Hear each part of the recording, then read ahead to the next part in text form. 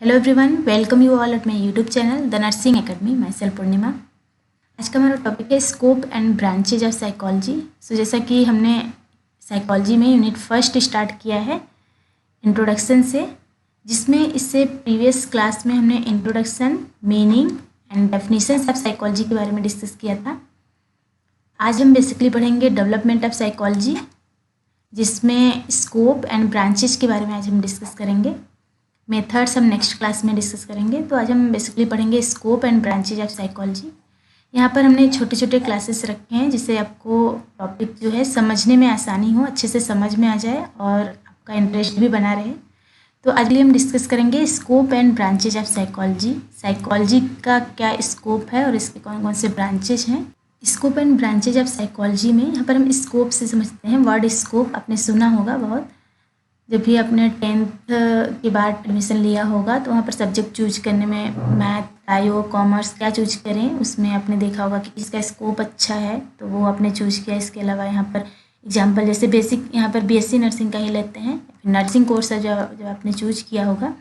तो nursing course का scope क्या है ये देख के आपने नर्सिंग कोर्स में एडमिशन लिया होगा कि इसका स्कोप अच्छा है, आगे चल के क्या क्या अपॉर्चुनिटीज़ है। तो यहाँ पर स्कोप का मतलब क्या होता है? स्कोप का मतलब हम सिंपली कह सकते हैं चांस या अपॉर्चुनिटीज। मीन्स बीएससी नर्सिंग आप कर रहे हैं या फिर नर्सिंग कोर्स जो भी आप कर रहे हैं, उसके बाद क्या क्या आपको अपॉर्चुनिटीज़ रहेंगी, अपॉर्चुनिटीज़ टू डू समथिंग, कुछ करने की क्या क्या संभावनाएं हैं, क्या क्या अवसर आपको मिलेंगे। सिंपली कह सकते हैं क्या क्या अवसर आपको मिलेंगे। सो अवसर। तो यहाँ पर साइकोलॉजी, स्कोप ऑफ साइकोलॉजी का मतलब यही है, साइकोलॉजी के बाद क्या क्या आपके लिए अपॉर्चुनिटीज़ और चांसेस रहेंगी। इसके अलावा यहाँ पर हम पढ़ेंगे ब्रांचेज ऑफ साइकोलॉजी। तो साइकोलॉजी जैसे इससे प्रीवियस क्लास में हमने डिस्कस किया था, उसमें हमने डेफिनेशंस भी देखे थे। Psychology is all about study of human and animal behaviour. Study of human and animal behaviour. यहाँ पर हम स्टडी करते हैं ह्यूमन एंड एनिमल बिहेवियर की, यानी कि लिविंग ऑर्गेनिज्म की हम स्टडी करते हैं बिहेवियर का। तो यहाँ पर साइकोलॉजी जो है इसमें सभी तरह के लिविंग ऑर्गेनिज्म आ जाते हैं, सभी तरह के ह्यूमन एंड एनिमल सभी की स्टडी की जाती है। तो यहाँ पर सभी की स्टडी करना काफ़ी ज़्यादा ब्रॉड है। मीन्स यहाँ पर जैसे सपोज हम ह्यूमन की बात करते हैं तो एट बर्थ जब चाइल्ड एज होता है उसका बिहेवियर, एंड उसके बाद थोड़ा बड़ा होता है जब चाइल्ड एडोलसेंट एज में आता है, तो ये जो बिहेवियर होता है चाइल्ड का, वो बिहेवियर एडोलसेंट एज बिहेवियर जब बड़ा होता है थोड़ा, तो वो बिहेवियर जो होता है चाइल्ड का वो अलग हो जाता है। उसके बाद जैसे ही थोड़ा और बड़ा होता है, एडल्ट एज में आता है ह्यूमन, तो इसकी जो बिहेवियर होती है वो अलग हो जाती है। इसके बाद ओल्ड एज में बिहेवियर अलग हो जाता है। तो यहाँ पर हम देख रहे हैं कि जो एज के साथ साथ ह्यूमन बीइंग की जो बिहेवियर है वो चेंज होती जा रही है। साइकोलॉजी में यहाँ पर हम बिहेवियर स्टडी कर रहे हैं तो एज वाइज ये बिहेवियर चेंज होता जा रहा है। या फिर हम देखें अगर कोई बच्चा है एजुकेशनल इंस्टीट्यूट में है या फिर स्कूल में है, तो वहाँ पर उस स्टूडेंट की एज ए स्टूडेंट साइकोलॉजी अलग होगी, बिहेवियर अलग होगा उसका। या फिर हम कह सकते हैं जैसे कोई कंपनी है, कोई इंडस्ट्री में कोई काम कर रहा है तो वहाँ पर एज ए एम्प्लॉय बिहेवियर अलग होगा। या फिर कोई क्रिमिनल है तो उसका बिहेवियर अलग होगा। तो यहाँ पर हम देख रहे हैं अलग अलग जगह पर अलग अलग ह्यूमन की बिहेवियर जो होती है वो अलग अलग होती है। तो यहाँ पर हम देख रहे हैं साइकोलॉजी क्या है, काफ़ी ज़्यादा वास्ट सब्जेक्ट है, काफ़ी ज़्यादा बड़ा है, तो एक साथ इसकी स्टडी करना पॉसिबल नहीं है। तो यहाँ पर स्टडी को और स्मूथ बनाने के लिए और अच्छे से अंडरस्टैंडिंग के लिए, बेटर स्टडी के लिए, अंडरस्टैंडिंग और अच्छे से स्टडी, ह्यूमन बिहेवियर को अच्छे से स्टडी करने के लिए इसे अलग अलग ब्रांच में डिवाइड कर दिया गया है, जिससे कि हम बिहेवियर जो है उसकी स्टडी अच्छे से कर पाएँ, ह्यूमन एंड एनिमल बिहेवियर की स्टडी जो है वो अच्छे से हो पाए। तो इसके लिए इसे अलग अलग ब्रांचेज में डिवाइड कर दिया गया है। तो बेसिकली आज हम स्कोप एंड ब्रांचेज की ही बात करेंगे। So scope and branches of psychology को हम सब फील्ड्स भी बोल सकते हैं, सब फील्ड्स या फिर एरियाज ऑफ साइकोलॉजी भी कह सकते हैं ब्रांचेज को। तो यहाँ पर हम स्कोप एंड सब फील्ड्स, एरियाज ऑफ साइकोलॉजी ये सभी आए आपको एग्जाम में, तो सेम ही आंसर लिखना है आपको। सबसे पहले देखते हैं स्कोप ऑफ साइकोलॉजी। तो जैसे हमने बताया कि साइकोलॉजी काफ़ी ज़्यादा ब्रॉड फील्ड है, बहुत ही ज़्यादा वास्ट है, तो इसकी स्टडी के लिए इसे अलग अलग ब्रांचेज में डिवाइड किया गया है। Psychology is a broad and diverse field. Psychology एक ब्रॉड और डाइवर्स फील्ड है। डाइवर्स का मतलब यहाँ पर होता है different kind of people, means जो भी पीपल यहाँ पर हैं वो वेरी डिफरेंट हैं अदर्स से, very different from each other, एक दूसरे से काफ़ी अलग है। मीन्स यहाँ पर कह सकते हैं विविध, हिंदी में आपने सुना होगा विविध, मीन्स एक दूसरे से काफ़ी ज़्यादा अलग बिहेवियर शो करते हैं। डाइवर्स का मतलब होता है विभिन्नता, मीन्स एक दूसरे से काफ़ी अलग इनका बिहेवियर होता है। तो यहाँ पर साइकोलॉजी क्या है? Psychology is a broad and diverse field. Broad और डाइवर्स फील्ड है, वेरी डिफरेंट, जहाँ पर पीपल जो रहते हैं वो एक दूसरे से काफ़ी अलग होते हैं, एक दूसरे से अलग बिहेवियर शो करते हैं, इसलिए इसे डाइवर्स फील्ड कहा गया है, विविध field. A number of different subfields and specialty areas have emerged। इसमें डिफरेंट सबफील्ड्स और स्पेशलिटी एरियाज हैं जिसमें subject matter of psychology can be grouped into different branches for the sake of convenience and specialised study. यहाँ पर diverse काफ़ी ज़्यादा different है, people जो हैं यहाँ पर काफ़ी ज़्यादा डिफरेंट है, एक दूसरे से डिफरेंट बिहेवियर शो करते हैं, इसलिए अपने कन्वीनियंस के लिए यानी कि सुविधा के लिए और अच्छे से स्टडी कर पाएँ, स्पेशलाइज्ड स्टडी कर पाएँ, इसके लिए हम इन्हें डिफरेंट एरियाज में डिवाइड कर दिए हैं हम, या फिर कह सकते हैं डिफरेंट ब्रांचेज में डिवाइड कर दिया गया है साइकोलॉजी को। तो यहाँ पर स्कोप ऑफ साइकोलॉजी 2 हेडिंग के अंतर्गत हम डिस्कस करेंगे। इसमें फर्स्ट है the limits of its operations and applications. Psychology को कहाँ कहाँ हम अप्लाई कर सकते हैं या इसका क्या क्या यूज हो सकता है, कहाँ कहाँ हम इसे ऑपरेट कर सकते हैं। एंड दूसरा है the branches, topics and subject matter with which it deals. Branches और टॉपिक्स के बारे में बात करेंगे जिसके बारे में साइकोलॉजी में डील होता है। तो the field of operation and applications of the subject psychology is too vast. जैसे हमने बताया कि साइकोलॉजी जो है इसका ऑपरेशंस और एप्लीकेशंस कहाँ कहाँ अप्लाई करना है, कहाँ कहाँ यूज करना है, इसका काफ़ी ज़्यादा वास्ट है, जिसमें स्टडी साइकोलॉजी का डेफिनेशन आपने पढ़ा होगा तो आपको पता होगा अच्छे से कि it studies describe and explain the behaviour of living organism. इसमें हम स्टडी करते हैं, डिस्क्राइब करते हैं और एक्सप्लेन करते हैं ह्यूमन बीइंग और एनिमल के बिहेवियर को, यानी कि लिविंग ऑर्गेनिज्म के बिहेवियर को। और इसमें सभी तरह की एक्टिविटीज़ आती हैं। जैसे प्रीवियस क्लास में जैसे हमने बिहेवियर डिस्कस किया था उसमें सभी तरह की एक्टिविटीज़ आती हैं, जिसमें हमने देखा था कोनेटिव, कोग्निटिव एंड अफेक्टिव, तीनों तरह की एक्टिविटीज़ आती हैं। इम्प्लिसिट, एक्सप्लिसिट, इसके अलावा कॉन्शियसनेस, अनकॉन्शियसनेस, सब कॉन्शियसनेस, सभी तरह के बिहेवियर आते हैं जिसे डिस्क्राइब किया जाता है और एक्सप्लेन किया जाता है साइकोलॉजी में। इसके अलावा ह्यूमन बिहेवियर को एक्सप्लेन करता है साइकोलॉजी, इसमें हम स्टडी करते हैं ह्यूमन बिहेवियर को, साथ ही साथ ह्यूमन एक्सपीरियंसेस को भी स्टडी करते हैं, जिसमें language and other form of communication आते हैं, इस तरह से कम्युनिकेट कर रहा है ह्यूमन बीइंग या एनिमल। सभी तरह की स्टडीज़ जो हम करते हैं वो साइकोलॉजी में करते हैं। इसके अलावा साइकोलॉजी सभी लिविंग ऑर्गेनिज्म के बारे में स्टडी है, यानी कि it employs to all the living creatures created by the almighty irrespective of their species, caste, color, age, sex, mental and physical state।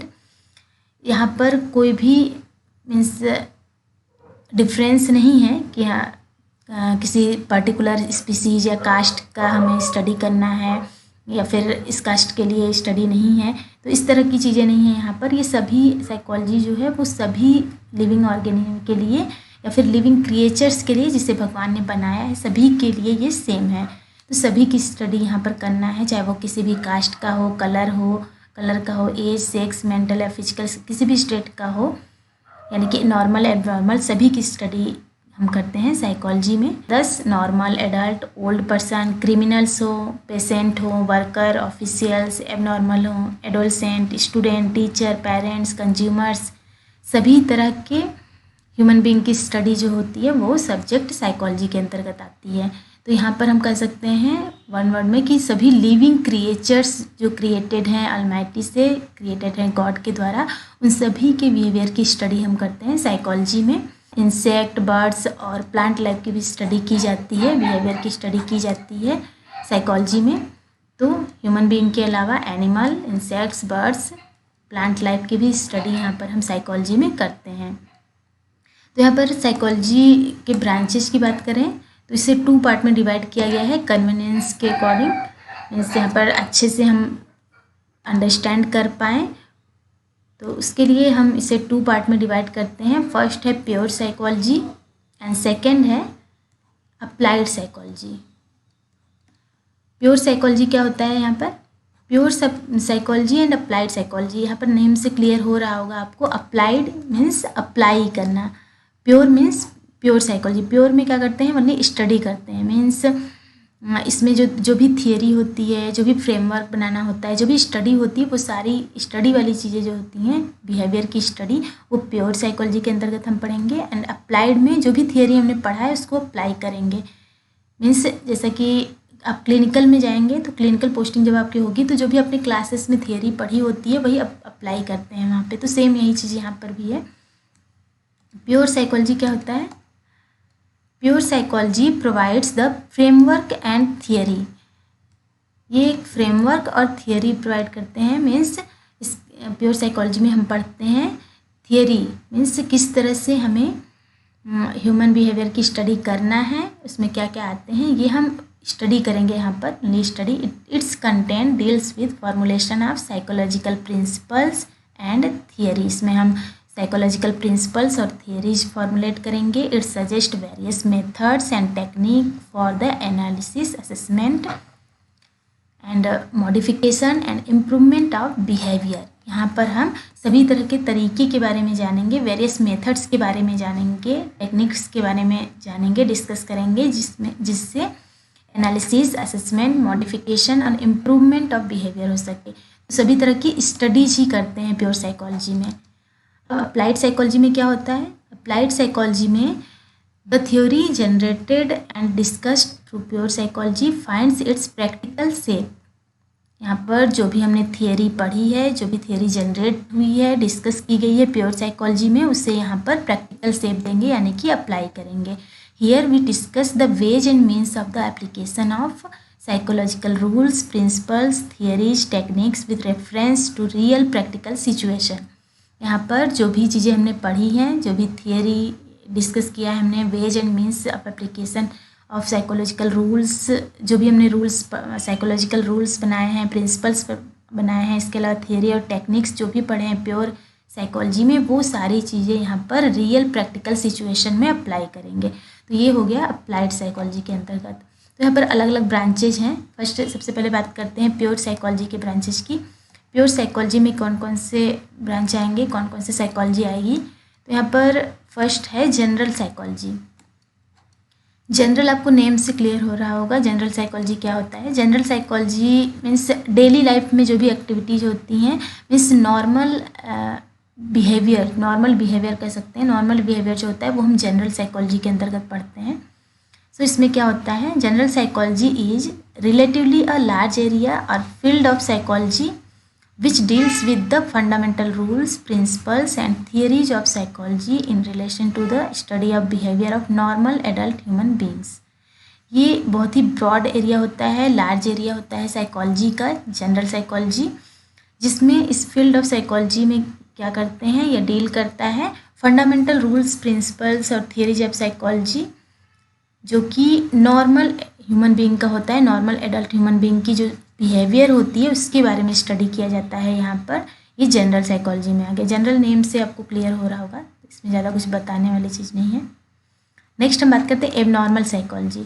Abnormal psychology क्या है? एबनॉर्मल नेम से जैसे आपको क्लियर हो रहा होगा कि जो भी human being abnormal behaviour show करते हैं, यानी कि एबनॉर्मल मीन्स यहाँ पर कह सकते हैं कि जिनका बिहेवियर नॉर्मल नहीं है, मीन्स नॉर्मल साइकोलॉजी जिनकी नहीं है, नॉर्मल बिहेवियर नहीं है, मीन्स जिनको कोई भी डिजीज़ है, मीन्स मेंटल प्रॉब्लम है जिसको, तो यहाँ पर उसकी स्टडी करते हैं। तो abnormal psychology is the study of abnormal behaviour and psychopathology. Psychopathology means mental disease.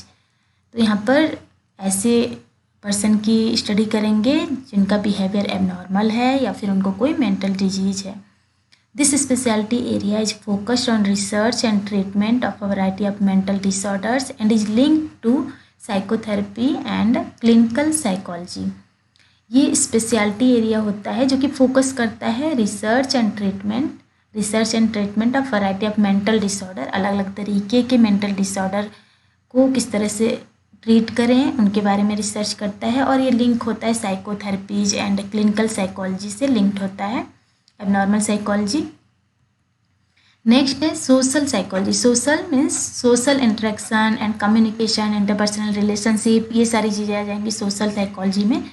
Social psychology is a discipline that uses scientific method to study group behaviour and inter relationship of people with other people. इसमें हम study करते हैं scientific method to study group behaviour. एक scientific method है जिसमें हम group as a person का group में बिहेवियर किस तरह से है इनके बारे में स्टडी करते हैं। Inter relationship with people with other people कैसे है, मीन्स एक दूसरे के साथ सोसाइटी में किस तरह से उसका रिलेशनशिप है दूसरे से, वह किस तरह से इंटरेक्ट करता है अदर पीपल के साथ, ग्रुप में उसका बिहेवियर कैसे है, इंडिविजुअली वो किस तरह से बिहेव करता है। ये सारी चीज़ें हम सोशल साइकोलॉजी के अंतर्गत स्टडी करेंगे। How an individual is influenced by others and how an individual influences others behaviour. यहाँ पर हम डिस्कस करेंगे, स्टडी करेंगे कि एक इंडिविजुअल किस तरह से अपने बिहेवियर से दूसरे को अफेक्ट करता है, दूसरे को इन्फ्लुएंस्ड करता है, और दूसरे के बिहेवियर से किस तरह से वह खुद इन्फ्लुएंस्ड होता है। मीन्स दूसरे के बिहेवियर से वो उसके ऊपर कितना प्रभाव पड़ता है और वह खुद अपनी बातों से अपने बिहेवियर से किस तरह से दूसरे को प्रभावित कर रहा है। यहाँ पर ये दोनों चीज़ों की स्टडी करेंगे। इसके अलावा it deals social influence, social perception and social interaction. जैसे हमने बताया कि सोसाइटी में किस तरह से वह इन्फ्लुएंस कर रहा है लोगों को, किस तरह से उसका परसेप्शन है, इसके अलावा एक दूसरे से किस तरह से इंटरेक्ट हो रहा है, इन सभी के बारे में स्टडी हम करेंगे सोशल साइकोलॉजी में। Social psychology studies diverse subject including group behaviour, group में किस तरह से बिहेवियर कर रहा है, सोशल परसेप्शन, सोशल के लिए उसका परसेप्शन कैसा है, लीडरशिप एबिलिटी, इसके अलावा non verbal behaviour, aggression, prejudice, ये सारी चीज़ों के बारे में सोशल साइकोलॉजी में हम स्टडी करते हैं। तो ये सोशल साइकोलॉजी हो गया। Experimental psychology, this branch of psychology studies the ways and means of carrying out psychological experiments by using scientific methods in controlled and laboratory situation for the study of mental process and behavior. This branch of psychology, experimental psychology में हम study करते हैं किस तरह से psychological experiments किए जाएं scientific method से, कंट्रोल्ड और लेबोरेटरी सिचुएशन में हम किस तरह से साइकोलॉजिकल एक्सपेरिमेंट्स करें जिससे कि हम ह्यूमन एंड एनिमल के बिहेवियर का पता कर सकें। इसकी स्टडी यहाँ पर एक्सपेरिमेंटल साइकोलॉजी में की जाती है, ऑल अबाउट एक्सपेरिमेंट्स। सो यहाँ पर एनिमल, बर्ड हो गया, जिसकी भी स्टडी करना है उसको एज ए सब्जेक्ट लेते हैं और उस पर हम स्टडी करते हैं उसके बिहेवियर की, या फिर कह सकते हैं मेंटल प्रोसेस की। सो यहाँ पर स्टडी किया जाता है जो बेसिक प्रोसेस होते हैं एक्सपेरिमेंट्स करने के लिए, like learning, memory, sensation, perception, motivation, इनकी स्टडी की जाती है एक्सपेरिमेंटल साइकोलॉजी में। नेक्स्ट है फिजियोलॉजिकल और बायोलॉजिकल साइकोलॉजी। सो यहाँ पर फिजियोलॉजिकल से मतलब आप समझ रहे होंगे, मीन्स ऑल अबाउट फंक्शंस, इस बॉडी की जो फंक्शंस है वो किस तरह से अफेक्ट करती हैं बिहेवियर को, इसके बारे में इसमें पढ़ते हैं। जैसे कि एनाटॉमी एंड फिजियोलॉजी सब्जेक्ट आपने पढ़ा होगा तो उसमें एनाटॉमी में ऑल अबाउट स्ट्रक्चर्स आपने पढ़े होंगे एंड फिजियोलॉजी में फंक्शंस। तो यहाँ पर फिजियोलॉजिकल से मतलब वही सेम है कि बॉडी की जो फंक्शंस है, जो बायोफिजियोलॉजी है मीन्स किस तरह से ह्यूमन बॉडी को, ह्यूमन माइंड को और बिहेवियर को किस तरह से अफेक्ट करती है वो देखेंगे। तो this is also known as biopsychology, इसे बायोसाइकोलॉजी भी कहा जाता है।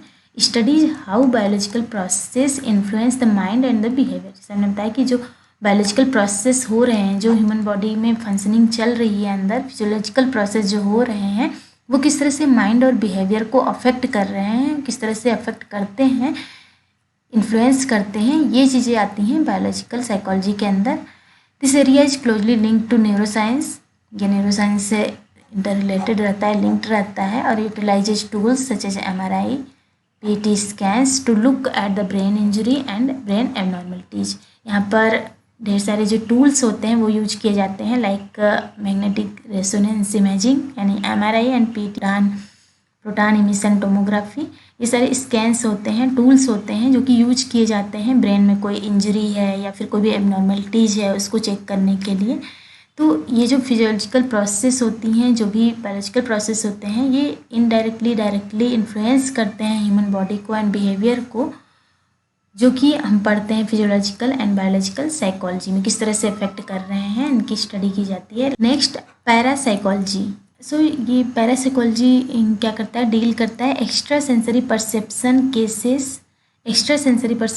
केसेस को डील करता है। वैसे तो 5 सेंसेस होते हैं, 5 सेंसेस आपको पता होंगी, eyes, ear, nose, tongue and skin. इसके अलावा ये जो एक्स्ट्रा सेंसरी परसेप्शन होते हैं वो डील किए जाते हैं पैरासाइकोलॉजी में, like rebirth, cases of rebirth, जैसे पुनर्जन्म की बातें, इसके अलावा भूत प्रेत टाइप बातें, और टेलीपैथी से एक पर्सन कहीं और है और दूसरा पर्सन उससे काफ़ी ज़्यादा दूर है बट उसके मन की बात जान लेना, ये सारी चीज़ें जो होती हैं वो सारी चीज़ें आ जाती हैं पैरासाइकोलॉजी के अंतर्गत। ये सारी चीज़ों की स्टडी हम करते हैं पैरासाइकोलॉजी में। नेक्स्ट है जियोसाइकोलॉजी।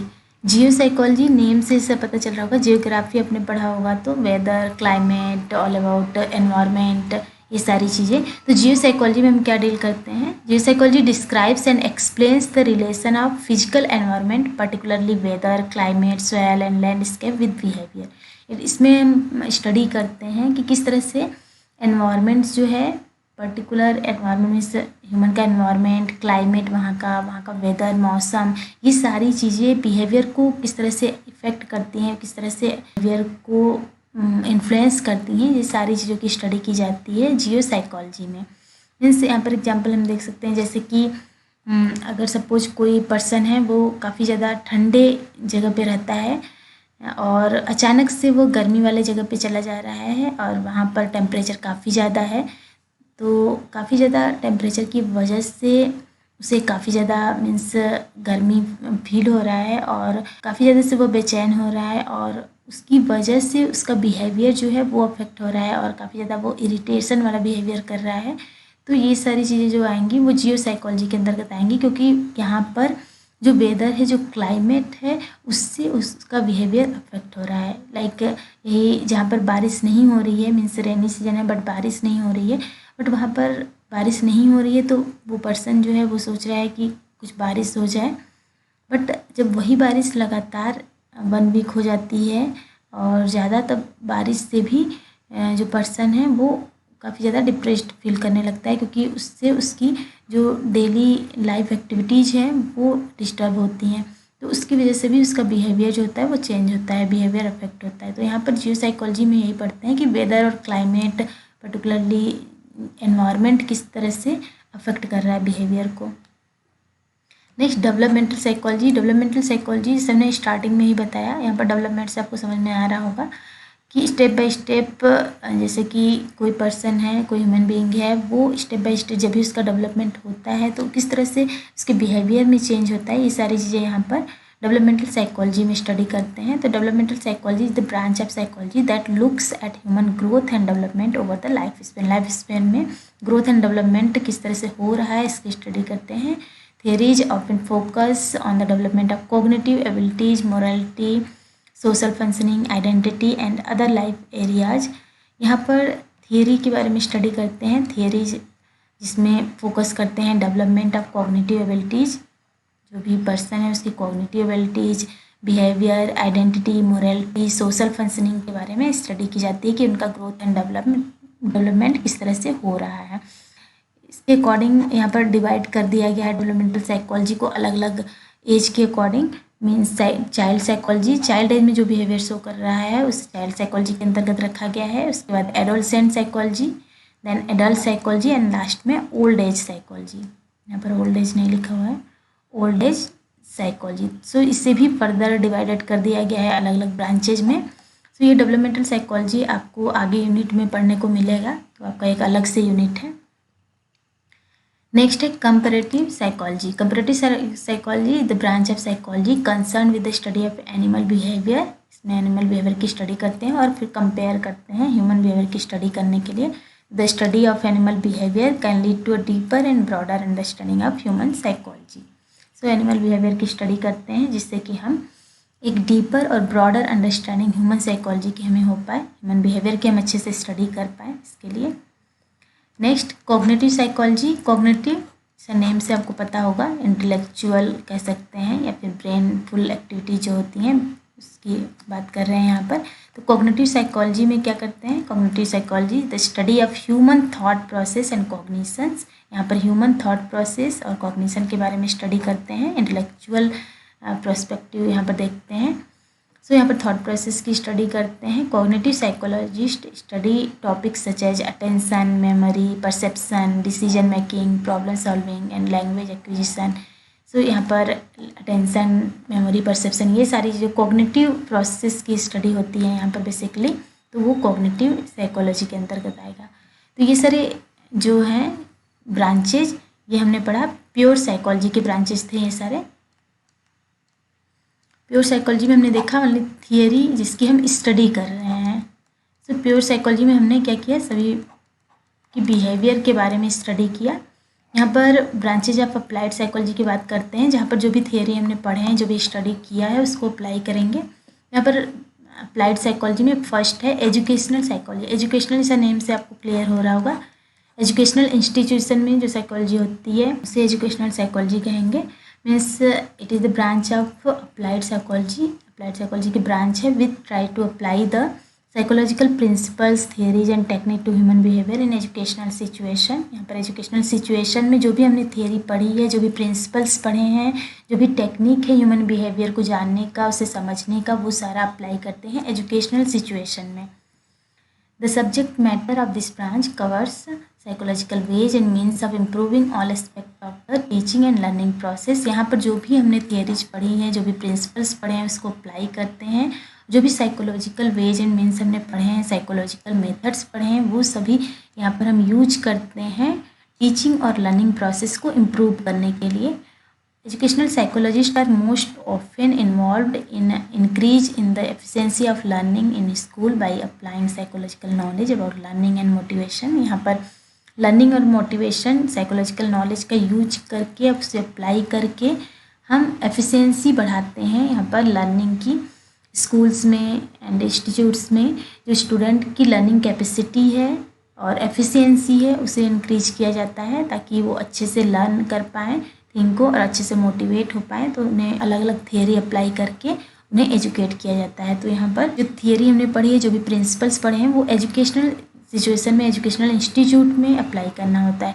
जैसे कि यहाँ पर हम एग्जांपल से समझ सकते हैं। जैसे आजकल क्या है, बच्चों के लिए स्कूल्स में पहले क्या होता था, बुक में जो भी चीज़ें हमें पढ़नी रहती थी बुक में हम पढ़ते थे पिक्चर्स के साथ। तो अगर सपोज यहाँ पर कोई भी स्कूल है, उसमें सपोज LKG का बच्चा है, तो अगर बुक में हमने उसे फ्लावर्स नेम बता दिया और फ्लावर्स आपको बुक में पिक्चर बना हुआ है और पिक्चर में उसे फ्लावर नेम बता दिया, वो पढ़ाने का मेथड, उसको टीचिंग का मेथड। और उसके अलावा एक वही दूसरा स्कूल है जिसमें उन्होंने LKG के बच्चों को, या फिर सपोज वही सेम स्कूल है, उसमें दूसरे सेक्शन के बच्चों को उन्होंने अलग, वहीं स्कूल में ही पार्क है, पार्क में उन्होंने अलग अलग फ्लावर जो है वहाँ पे है लगे हुए, उसको जाकर दिखा दिया और उससे उनको बता दिया कि ये फ्लावर का नेम ये है, ये फ्लावर का नेम ये है। तो ये मेथड ऑफ टीचिंग जो है, वे ऑफ टीचिंग जो है वो डिफरेंट है। सो ये जो पिक्चर दिखा के बताना और सेम फ्लावर को सामने से दिखाना, ये अलग इफेक्ट करेगा। तो इससे जो है जो बच्चा है वो जल्दी समझेगा। तो ये अलग अलग मेथड ऑफ टीचिंग जो होते हैं, ये एजुकेशनल साइकोलॉजी ये डील करता है कि बच्चों को किस वे में समझाया जाए कि बच्चों को अच्छे से समझ में आ जाए और जो एफिकेसी है लर्निंग का, एफिशिएंसी है लर्निंग का, वो बढ़े। ये मीन्स बच्चों को जिस तरह से अच्छे से बच्चा लर्न कर पाए उस तरह से वे में उन्हें समझाया जाए, उस वे में उन्हें टीच किया जाए ताकि वो अच्छे से लर्न कर पाए और मोटिवेट हो सके लर्निंग के प्रति। तो ये सारी चीज़ें एजुकेशनल साइकोलॉजी में आएगी। नेक्स्ट है clinical psychology. This is the largest सब फील्ड ऑफ साइकोलॉजी। ये लार्जेस्ट सब फील्ड है साइकोलॉजी का, ब्रॉड एरिया है। It focused on the assessment, diagnosis and treatment of mental disorders. यहाँ पर हम असेसमेंट करते हैं, डायग्नोसिस करते हैं, ट्रीटमेंट करते हैं मेंटल डिसऑर्डर का। मीन्स यहाँ पर भी हम मेंटल प्रॉब्लम वाले पर्सन को डील करते हैं, मीन्स जो एबनॉर्मल बिहेवियर शो करते हैं। अब आप यहाँ पर कंफ्यूज हो रहे होंगे एबनॉर्मल साइकोलॉजी से। एबनॉर्मल साइकोलॉजी जो हमने पीछे पढ़ा था, तो वहाँ पर हम क्या कर रहे थे, एबनॉर्मल बिहेवियर जो शो कर रहे थे, जो भी मेंटल प्रॉब्लम्स वाले पर्सन थे उनकी स्टडी कर रहे थे। और यहाँ पर सेम है, जो मेंटल डिसऑर्डर के पर्सन होंगे, वो जो थियरी हमने पढ़ी थी यहाँ पे एबनॉर्मल में क्या था, हमने स्टडी किया था, है सेम चीज़, बट यहाँ पर हमने स्टडी किया था एबनॉर्मल में, और यहाँ पर हम अप्लाई करेंगे जो भी हमने थियरी स्टडी की थी, जो भी टेक्निक्स स्टडी किए थे एबनॉर्मल बिहेवियर को स्टडी करने के, बिहेवियर के बारे में डिस्क्राइब करने के लिए। तो ये जो भी टेक्निक्स हमने पढ़े थे वो यहाँ पर हम अप्लाई करेंगे। मीन्स यहाँ पर हम ये मेन फोकस करेगा क्लिनिकल साइकोलॉजी, किस तरह से हम असेस करें, किस तरह से डायग्नोज करें और ट्रीट किस तरह से करें मेंटल डिसऑर्डर के पेशेंट को। तो this branch of applied psychology describes the causes of mental illness, abnormal behaviour of a patient and suggest treatment and effective adjustment of the affected person in society. तो यहाँ पर clinical psychology में basically हम deal करते हैं कि जो भी थियरी हमने पढ़ी है वो अप्लाई करना है, और एबनॉर्मल बिहेवियर जो भी पेशेंट शो कर रहा है, जो भी पर्सन एबनॉर्मल बिहेवियर शो कर रहा है, या फिर जो भी पर्सन को मेंटल डिसऑर्डर्स हैं, उन्हें हम किस तरह से डील करें और उन्हें उनके एबनॉर्मल बिहेवियर को किस तरह से सही करें और किस तरह से उन्हें इफेक्ट एडजस्टमेंट सिखाएं, सोसाइटी के साथ डील करना सिखाएं। मीन्स सोसाइटी में किस तरह से डील करना है, किस तरह से अफेक्टेड पर्सन को सोसाइटी में एडजस्ट करना सिखाएं। तो ये सारी चीज़ें क्लिनिकल साइकोलॉजी के अंतर्गत आएंगी। नेक्स्ट, इंडस्ट्रियल और ऑर्गेनाइजेशनल साइकोलॉजी। इंडस्ट्रियल और ऑर्गेनाइजेशनल से आपको समझ में आ रहा होगा, ऑर्गेनाइजेशन किसी भी ऑर्गेनाइजेशन या फिर इंडस्ट्री से रिलेटेड है। सो किसी भी इंडस्ट्री में काम करने वाले एम्प्लॉय की बात हो रही है यहाँ पर। एम्प्लॉय का बिहेवियर उस इंडस्ट्री या फिर कह सकते हैं ऑर्गेनाइजेशन के लिए कैसा है, सो इसके बारे में यहाँ पर डिस्कस करेंगे। The branch of applied psychology tries to seek application of the psychological principle, theories and techniques for the study of human behaviour in relation to industrial environment. जो भी टेक्निक हमने पढ़ी है, साइकोलॉजिकल प्रिंसिपल्स हैं, theories हैं, techniques हैं, जो भी हमने स्टडी किए हैं वो अप्लाई करेंगे ह्यूमन बिहेवियर, जो ह्यूमन का जो जो एम्प्लॉय का बिहेवियर है उस इंडस्ट्री के प्रति, इंडस्ट्रियल इन्वायरमेंट के प्रति, वो कैसा है उसको चेंज करने के लिए, इम्प्रूव करने के लिए यूज करते हैं। सो इंडस्ट्रियल साइकोलॉजिस्ट अप्लाई करते हैं साइकोलॉजिकल प्रिंसिपल्स को, ताकि वो असिस्ट कर पाएँ पब्लिक और प्राइवेट ऑर्गेनाइजेशंस में उनके हायरिंग, प्लेसमेंट प्रोग्राम को लेकर, training and supervision of their personnel and the environment of communication, improvement of communication within the organisation.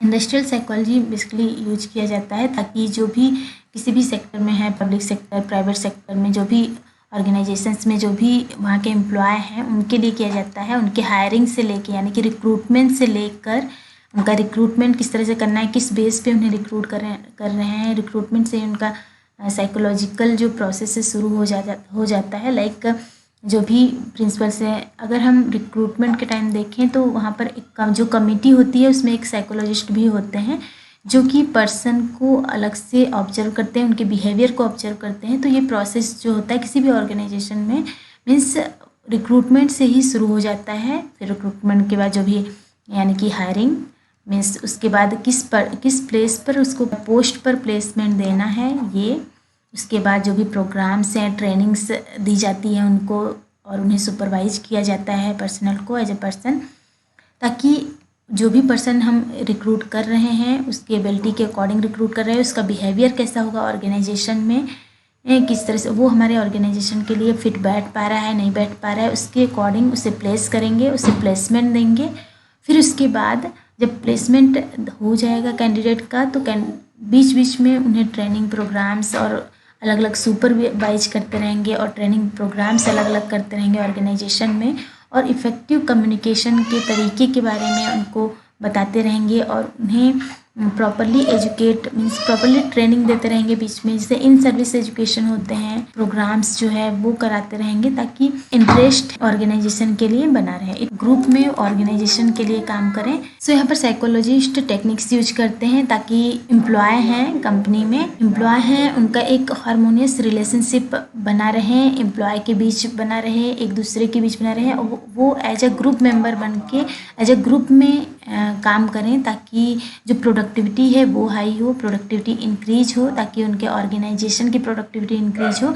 सो वो टाइम पर जो मोराल होता है उसको स्ट्रेंथन करते रहते हैं, ग्रुप मेंबर के यानी कि एम्प्लॉय के मोराल को अप करते रहते हैं और उनके प्रॉब्लम्स को सॉल्व करते हैं और अलग अलग तरह के मेथड को अप्लाई करते हैं यहाँ पर, ताकि जो एम्प्लॉय हैं उनका इंटरेस्ट जो है वो बना रहे और उनका मोराल अप होता रहे। स्ट्रेंथनिंग ऑफ मोराल के लिए मोराल उनका स्ट्रेंथन होता रहे और जो भी लेबर है वहाँ पर उनके प्रॉब्लम को सॉल्व करके और अलग अलग तरह के ट्रेनिंग ऑर्गेनाइज करके, ट्रेनिंग प्रोग्राम्स ऑर्गेनाइज करके और हारमोनियस रिलेशनशिप मीन्स अपने एम्प्लॉयज़ के साथ बनाएं, ताकि वो और उन्हें मोटिवेट करें ग्रुप में काम करने के लिए, ताकि वो ग्रुप में जब वर्क करेंगे, ग्रुप में काम करेंगे एज ए ग्रुप मेंबर बनकर, तो उनके साथ जो कम्युनिकेटिव स्किल है उनको भी बढ़ाएं, ताकि वो एज ए ग्रुप मेंबर बनकर ग्रुप में काम करें और प्रोडक्टिविटी जो है वो इंक्रीज हो, मीन्स उनके ऑर्गेनाइजेशन की प्रोडक्टिविटी इंक्रीज हो। सो इससे उनका क्या होगा, स्ट्रेंथ, उनका इंटरेस्ट जो है काम करने में वो बना रहेगा और उनका जो मोराल है वो भी डाउन नहीं होगा और जो प्रोडक्टिविटी है वो बढ़ेगी। तो ये सारी चीज़ें जो हैं वो ऑर्गेनाइजेशनल साइकोलॉजी में आता है, यानी कि यहाँ पर इंडस्ट्रियल और ऑर्गेनाइजेशनल साइकोलॉजी के अंतर्गत है। नेक्स्ट है लीगल साइकोलॉजी। लीगल जैसे नेम से आपको क्लियर हो रहा होगा, इसमें लीगल यानी कि कानूनी साइकोलॉजी, जिसमें क्रिमिनल्स, लॉयर्स, विटनेसेस, इन लोगों के बिहेवियर की स्टडी की जाएगी। So it is the branch of psychology, applied psychology, which tries to study the behavior of person like clients, criminals, witnesses, etc.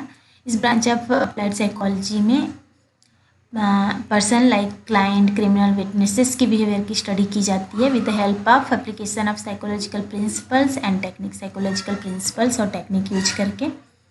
The root cause of the crime, offense, dispute and any legal case can be properly understood through the use of this branch of psychology। इस branch के अंतर्गत हम पता करते हैं कि कोई भी क्रिमिनल है, वो क्राइम किया है तो उसका मेन कॉज क्या है, मेन रूट कॉज क्या है, किस वजह से वो क्राइम किया है। तो ये सारे बिहेवियर की स्टडी जो है वो लीगल साइकोलॉजी में किया जाता है। मीन्स यहाँ पर हम जो भी साइकोलॉजिकल प्रिंसिपल्स और टेक्निक है यूज करेंगे किसी भी बिहेवियर के रूट को जानने के लिए, means like criminal, witnesses, other client, तो इनके बिहेवियर की स्टडी की जाती है। लाइक जैसे कोई भी क्राइम हुआ है, जो भी क्रिमिनल है उस क्राइम के पीछे उसका बिहेवियर देखकर, उसके बिहेवियर की स्टडी करके हम पता करने की कोशिश करते हैं कि उसने क्राइम किया है तो क्यों किया है, रूट कॉज को पता करने के लिए। कोई भी क्राइम हुआ है तो उसके रूट कॉज को पता करने के लिए। तो नेक्स्ट है मिलिट्री साइकोलॉजी। मिलिट्री साइकोलॉजी आपको नाम से क्लियर हो रहा होगा, मिलिट्री पर्सन यानी सोल्जर्स की साइकोलॉजी की बात यहाँ पर हो रही है। मिलिट्री पर्सन जो होते हैं लाइक सोल्जर्स, उनका मोराल जो है वो डाउन ना हो, उन्हें मोटिवेट करने के लिए वॉर टाइम में उन्हें डर न लगे, ये सारी चीज़ें जो है वो मिलिट्री साइकोलॉजी के अंतर्गत डील होंगी। So this branch of psychology is concern with the use of psychological principles and techniques in the military science. Military science में जो भी साइकोलॉजिकल प्रिंसिपल्स हैं और टेक्निक है वो अप्लाई किए जाते हैं। इसमें बेसिकली डील किया जाता है how to keep the morale of soldiers and citizens high during war time and how to secure better recruitment of the personnel for the fighting capacities and organizational climate and leadership etc. यहाँ पर techniques use किए जाते हैं कि किस तरह से military person के मोरल को डाउन ना होने दें, मोरल को बनाए रखें और किस तरह से उनको मोटिवेट करें। इस तरह से ट्रेनिंग दी जाती है वॉर टाइम में उनका मोरल हाई रहे, मीन्स टाइम में उन्हें डर ना लगे, उन्हें फियर ना हो। तो ये सारी चीज़ें जो हैं इसमें जो भी प्रिंसिपल और टेक्निक्स यूज किए जाते हैं उनके मोरल को हाई रखने के लिए और जो भी फाइटिंग कैपेसिटीज़ को बनाए रखने के लिए और किसी भी क्लाइमेट में उन्हें डटकर वहाँ पर खड़े रहने के लिए और लीडरशिप क्वालिटी उनके अंदर डेवलप होने के लिए, तो ये सारे प्रिंसिपल्स और टेक्निक्स यूज किए जाते हैं मिलिट्री साइकोलॉजी के अंतर्गत। These are the various topics that are dealt with in this branch of psychology। Various topics यहाँ पर जैसे हमने बताया कि better secure, how to secure better recruitment for the personnel, for the fighting capacities, fighting capacity किस तरह से बनाए रखना है, ऑर्गेनाइजेशनल क्लाइमेट, इसके अलावा लीडरशिप के लिए किस तरह से उनमें लीडरशिप की भावना उनके अंदर आए, किस तरह से लीडरशिप के लिए तैयार किया जाए उन्हें, और किसी ऑर्गेनाइजेशनल क्लाइमेट यानी कि वहाँ पर भी एक क्लाइमेट होता है जिससे कि ग्रुप में किस तरह से काम करना है और अदर मेंबर से किस तरह से कम्युनिकेट करना है, ये सारी चीज़ें भी मिलिट्री साइकोलॉजी के अंतर्गत डील की जाती हैं। तो ये सारी चीज़ें मिलिट्री साइकोलॉजी के अंदर हम पढ़ेंगे। Next political psychology. पॉलिटिकल आपको नेम से क्लियर हो रहा होगा। This branch of psychology relate itself with the use of psychological principles and techniques in studying politics and derive political gains। Politics में यूज की जाती हैं, पॉलिटिक्स में स्टडी करने के लिए और पॉलिटिकल गेंस को डिराइव करने के लिए। तो यहाँ पर साइकोलॉजिकल प्रिंसिपल्स और टेक्निक यूज किए जाते हैं।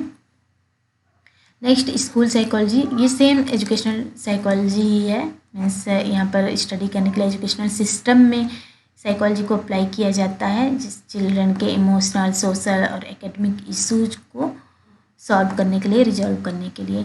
तो ये सारे जो ब्रांचेस थे वो अप्लाइड साइकोलॉजी के अंतर्गत हमने डिस्कस किया।